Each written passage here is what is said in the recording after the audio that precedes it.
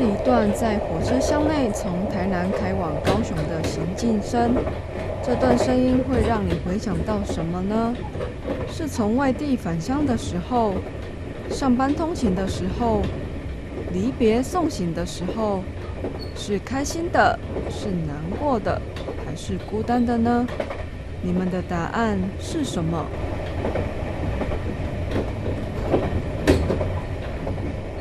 那这个部分的话，大家通常都会以为它只有一面墙，那它其实也是木木比较特别的一个体验空间哦。那它其实是一个全黑的方式。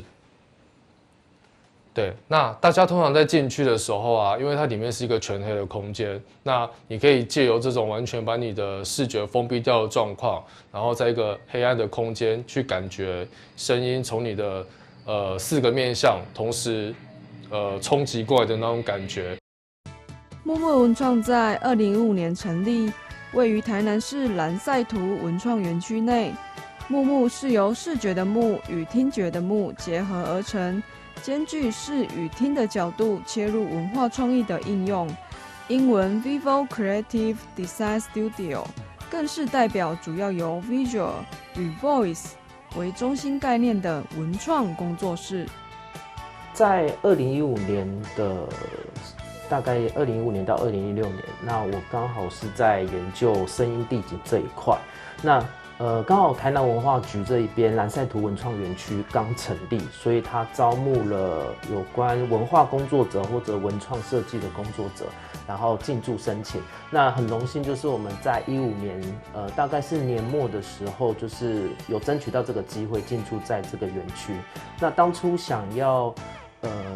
执行声音地景这一块，其实有考量到声音地景它其实跟一个城市或者地方的文化会有关系。那在台南府城，其实它有很多很巷弄街道以及产业传统产业比较密集的文化体验，所以我们就想将声音地景这个概念来到一个很密集的文化场域去做一个基地。所以我们就从蓝赛图文创园区这边作为一个声音地景研究的创作基地也好，或者声音采集的基地，然后所以成立了木木文创工作室。目前现阶段有5位成员，包含我自己。那除了我本身是以整合设计以及提案规划去做一个主导，那我们的团队里面包含的有设计师，以及有绘图师，对，然后还有我们的策展员。所以我们大概在木木文创的整个团队的运作方式是从一个概念的采集和发想之后，我们会进行我们专业的2个面向，一个就是视觉的设计，然后另外一个就是我们后置声音的一个处理的一个团队。那包含像我们出去野外的田野采集声音这些仪器操作，到后置的归档还有剪辑。这个也是有我们的伙伴处理。那我们的工作室的展演空间的每个产品，以及我们的策展空间，那甚至是我们在这几年有跟公部门以及跟产业单位合作的一些策展，也都是由我们的团队执行。杨清荣总监为了将声音地景概念推广给更多人认识，在工作室里设立了一个赫兹博物馆，让大家可以从声音单位、声音材质、声音聆听来重新认识，其实声音地景跟生活环境、历史文化是息息相关的。而赫兹博物馆也荣获国内经典设计标章，以及入围国际奖项 IF Design Award 的殊荣。经典设计奖，它其实是我们现在以现在来说是台湾设计研究院，我们所承办的，就是我们自己国家所办的一个国际性的设计奖项的比赛。那它其实有包含像我们对于学生的经典新秀奖，以及经典概念设计奖，还有否业界的经典设计奖。其实它分了很多层次，主要就是鼓励以及奖励台湾所有的设计业者，然后将年度的设计成果以及设计的概念可以做一个平台的提出。那我们当初就是以设计奖的概念，然后去去做一个报名。那 IF Design Award 它其实是来自于德国的设计奖项，它其实就是比较国际性，而且是很有口碑的一个设计奖项。那这两个其实都是对国际增建的一个蛮大，而且也在每年度都是蛮重要的一个设计界指标的奖项。那我们从2020年到2021年刚好就成立这一个赫兹博物馆，也是在木木文创这个基地。那这个动机其实是来自于我们在推广声音地景的初期有遇到一个瓶颈，就是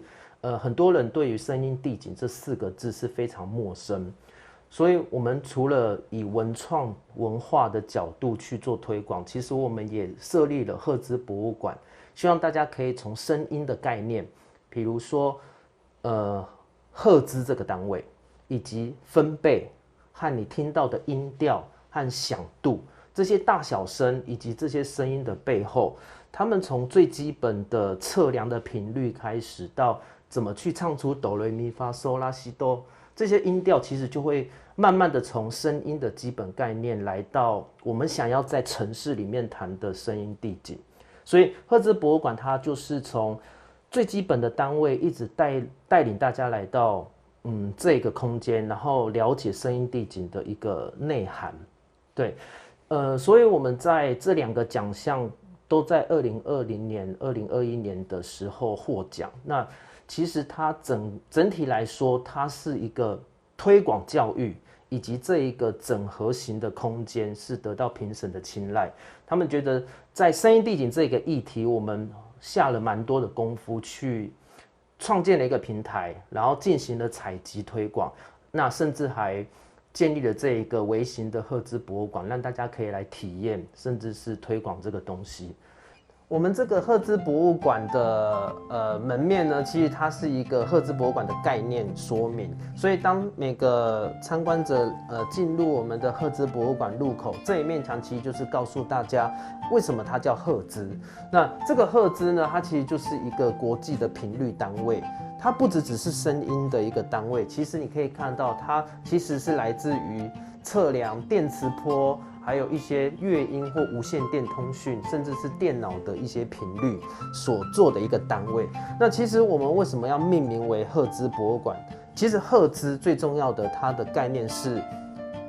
代表1秒钟之间震动了多少次，所以我们延伸了这个概念，去让大家去思考，在1秒钟的生活环境里面有多少事情正在发生。我们透过1秒的聆听，可以听出环境里面会有什么意义。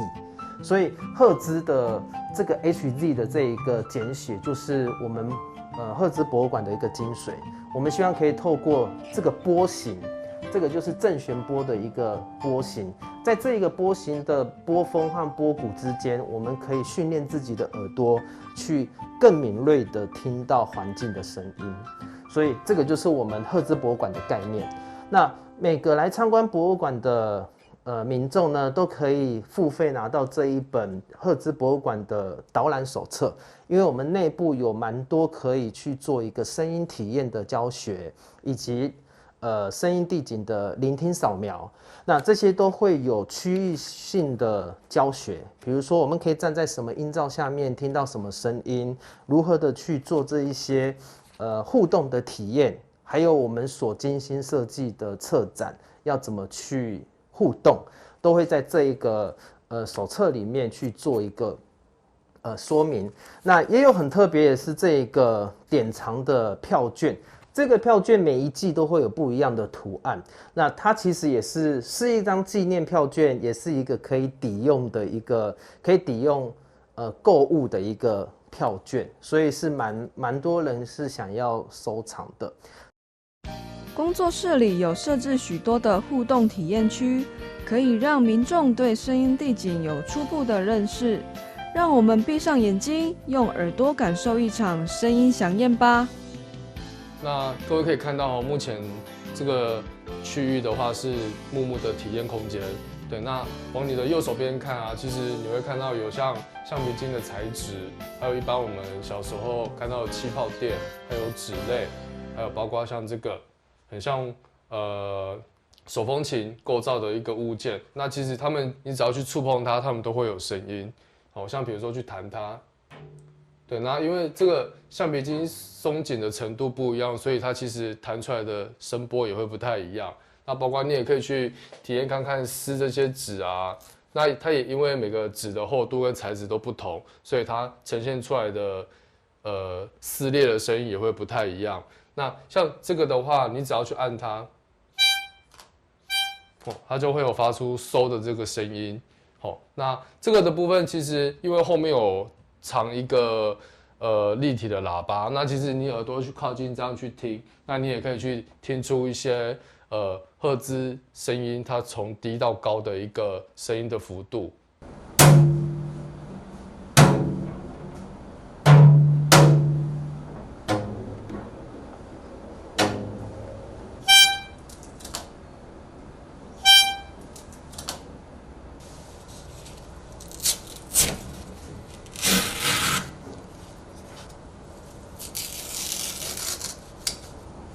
第二个部分的话，可以看到这个音罩，那它其实是木木的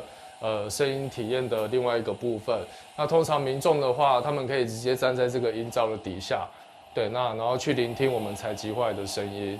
对，那像今天播放的话是台东海浪的声音，那你可以就像在台东的现场，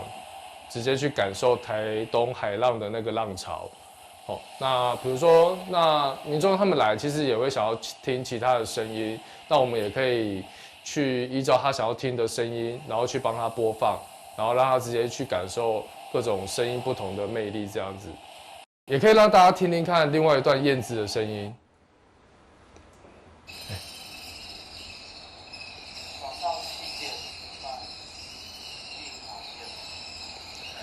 对，那各位现在听到这个声音，其实也是台南市它比较有名的一个景点，就在林百货对面的那个土地银行。对，那土地银行因为上面有很多燕子在筑巢，那包括它是一个立体直面的一个算半封闭的空间，所以你可以觉得燕子的叫声，它会像是有一个声音层次比较丰富的一个叠合。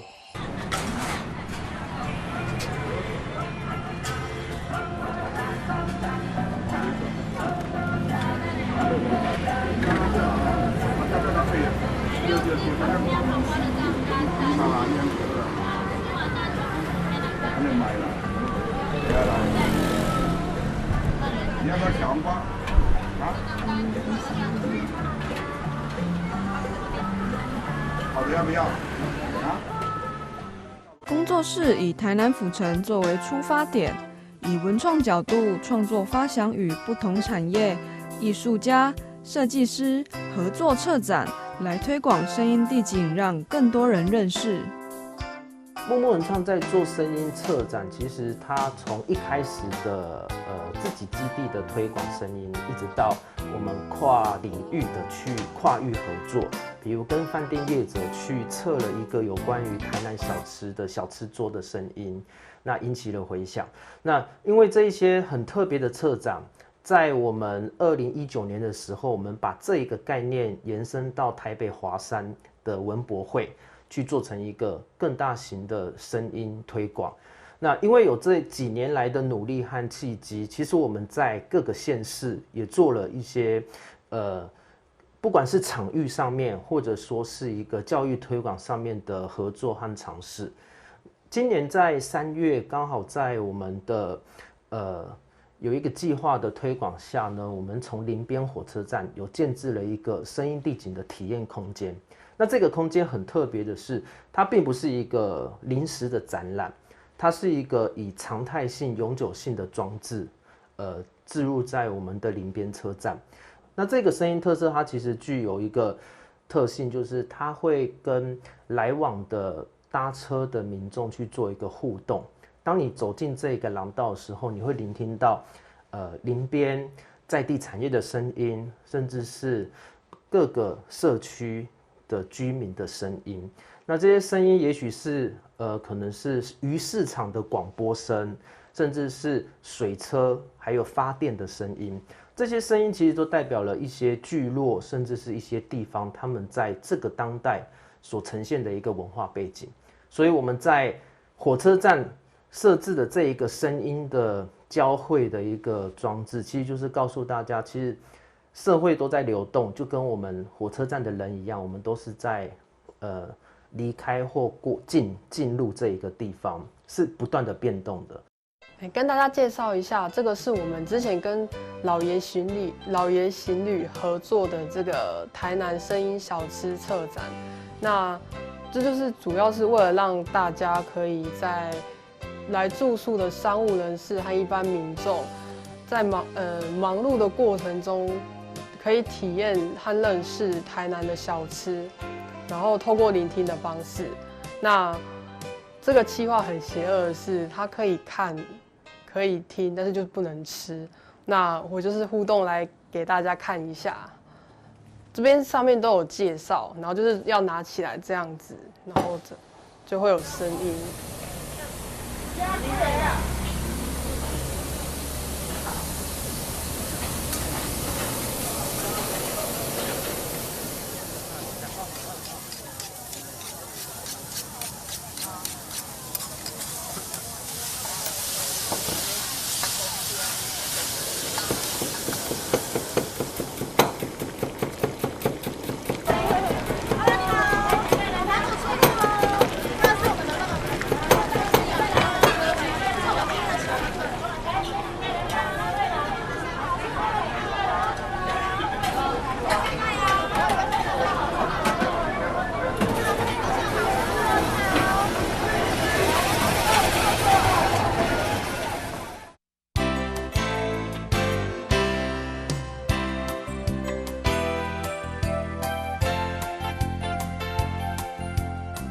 那我们这边的这一区呢，就是从前面我们一开始介绍声音地景的体验，到现在这边我们称之为叫世界的声音地景。所谓世界的声音地景，就是我们不是只是局限在台南，像我们这一区会比较活跃，就是它会不定期的会更新我们在可能台湾别的地方县市，以及甚至是这边有到瑞士或者到京都的声音。那我们要怎么体验？其实我们就可以用大家最常带在身边的手机，扫描这一个体验的 QR code。那我们就可以在这一个空间里面聆听到各个城市不一样的声音，比如说瑞士的声音。那这个铃声，它其实是来自瑞士的策马特的城市。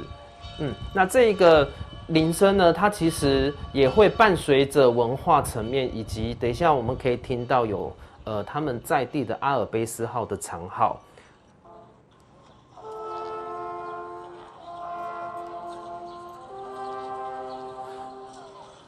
那这些声音其实就是我们希望可以带给体验的民众，他们从台南的声音地景开始，然后可以认识到说，其他不同的地区文化会有不一样的声音地景。整个团队花了近6年的时间，筹备了一本属于台南声音地景的书籍，将台南街头巷弄的长鸣声、民俗祭典的节庆声、各种声音等等采集记录下来。它不是一本会过时的书哦，里面的声音每隔一段时间就会更新，是一本会呼吸的工具书。这一本生存指南是我们在2021年的下半年度推出，但是它其实花了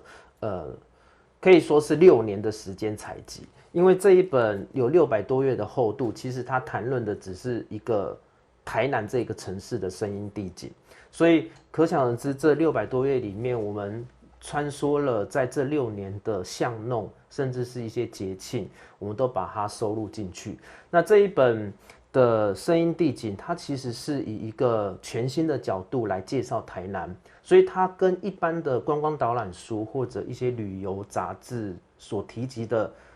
向度或者内容是很不一样。所以在这一本书里面，为什么叫生存指南？我们把生存的生改成声音的声，其实就是希望大家透过声音来城市里面去做一个探险或者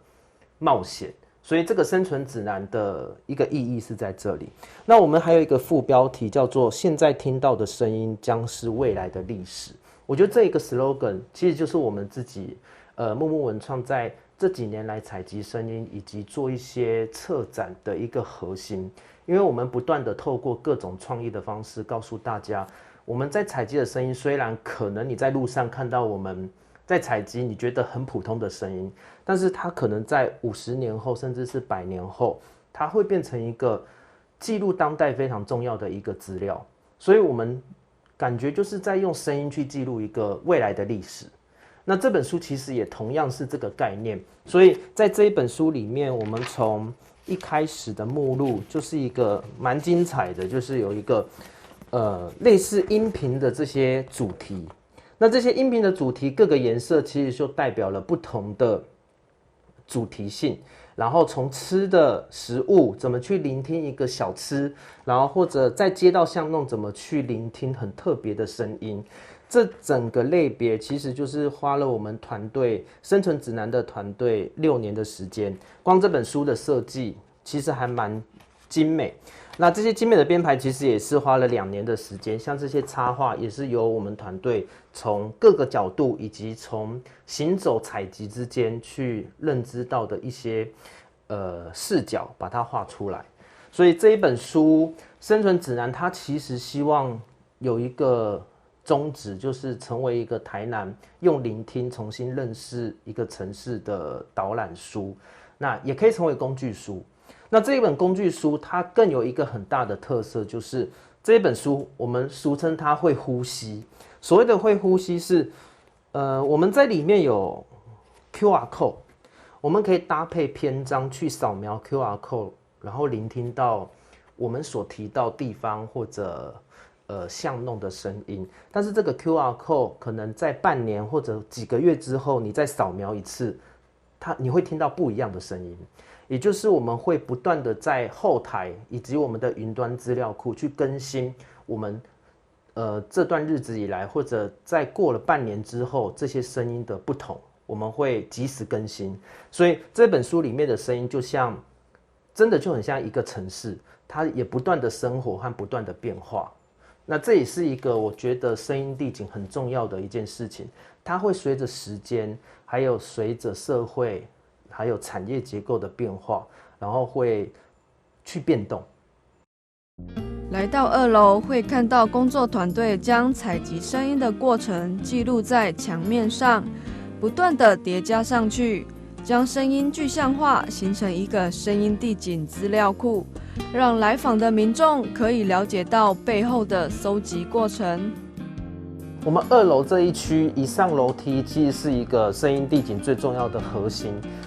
就是叫做声音地景资料库。这个资料库呢，它原本是在云端不断的去累积我们的声音资料，但是我们的团队希望可以让民众体验到，甚至是看到我们在采集声音的后面阶段到底是做怎么样子的整理。所以在这一面墙，其实我们就是呈现了一个我们云端上面每一个资料，比如说我们资料上面去记录每一个分贝，它在1周之间它的变化，以及每一个时间点其实都有一个最佳的聆听时间。所以我们走过了土地银行，甚至是台湾地方法院以及清水寺等等的一些巷弄，我们都会把它记录下来。这其实就是一个声音地景资料库的具象化。我们将这个具象化的东西放在这一个墙面，而且这个墙面它有一个特色，会不断的经过时间的累积，它会越来越多声音在这面墙上面。我们这一区的 DIY 录制声音卡片的录音区，其实它是很方便，就是我今天想要突然来逛这个声音博物馆之后，我想要录制声音，我们这边可以提供一个从录制声音选卡片到付款都是你可以自动化的处理。像这一台机器呢，就是我如果今天想录声音，我可以按这个 REC， 好，看到这个 Tab 它在转动，就是代表在录音。好，我今天要录制一段声音，好，录完之后呢，我们按完之后，其实这个声音现在就传到我们木木文创的资料库的云端上面，所以这个资料库就可以我们在工作同仁在后台可以立即的为你处理卡片。那卡片的话，我们也有设计了多样的卡片，你直接可以选择到柜台说，我要这一张卡片配合我刚刚的声音，那这样子它就会做成一个独一无二的卡片出来。